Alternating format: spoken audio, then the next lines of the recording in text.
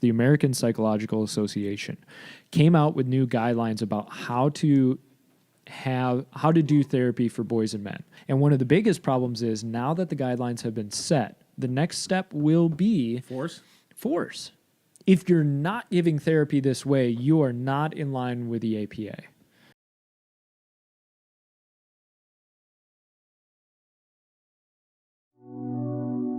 Every guy wants to be the solution. We want to be the solution to the problem. You're being told right now that you don't have to be the solution. Don't worry about it. Just forget trying to solve the problem. Sit down. The guidelines, they define traditional masculine ideology. The ideology, traditional masculine ideology, as a particular constellation of standards that have held sway over large segments of the population. Once again, it's socialization, not biology, including anti-femininity, so the getting away from femininity, achievement, eschewal of the appearance of weakness, and adventure, risk, and violence.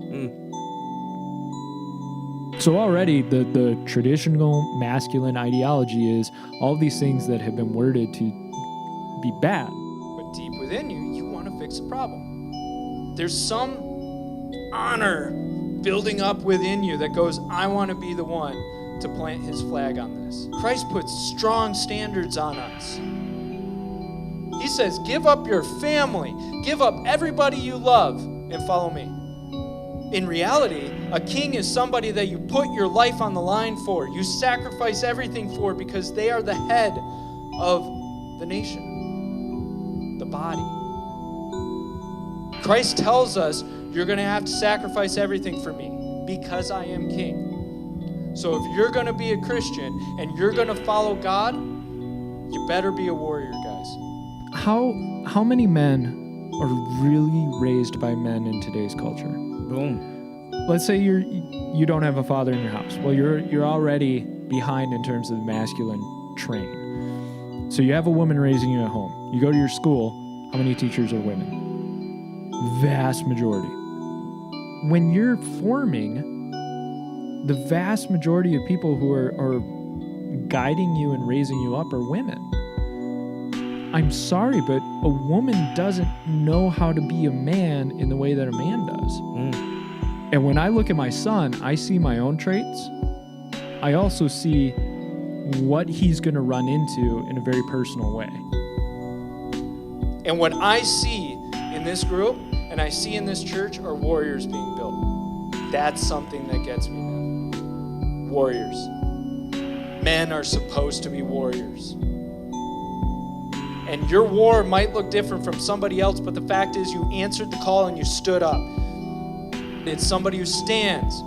That sounds like a man, right? Integrity, honor, not willing to be pushed aside, not willing to compromise because people talk bad about them or lie about them or people persecute them. It doesn't have to be violence. It can be words. It can be thoughts, emotions. Somebody comes at you, but you don't bend backwards. You don't necessarily even have to attack. You stand firm. The foundation that seems to tie socialism together is the argument over private property. You've got this discussion of whether or not private property should be in the hands of the individual, or if to some extent or complete extent, the government should be in control. The whole concept of socialism, Marxism, communism, is that you are not an individual. You are part of the collective.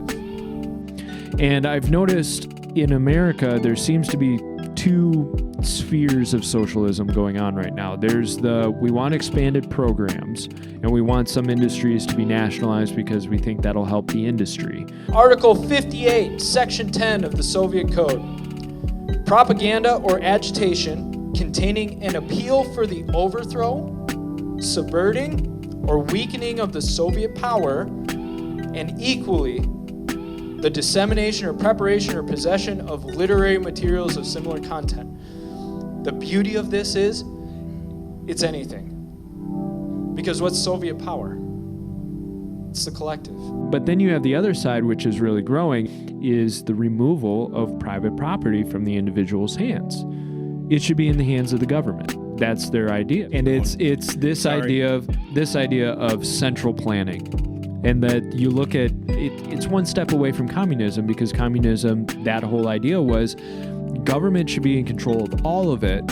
And you look including religion. Yeah, including religion. Like, government should be involved in every aspect of the life, because the government is going to be the one to make it the best for the collective. Watch somebody get arrested in daylight out on the street and they wouldn't do anything. You had millions upon millions of people watching people carted away in train cars. We always hear about the Holocaust. We don't hear about communism and the work camps, the gulags. You might spend 3 months on a train car with 400 people stuffed into this car. You can't bend over, you can't sit, you can't lay down. You can do nothing but stand. And if you're lucky, you get some food and water. A person convinced that he possessed spiritual truth, does that sound familiar?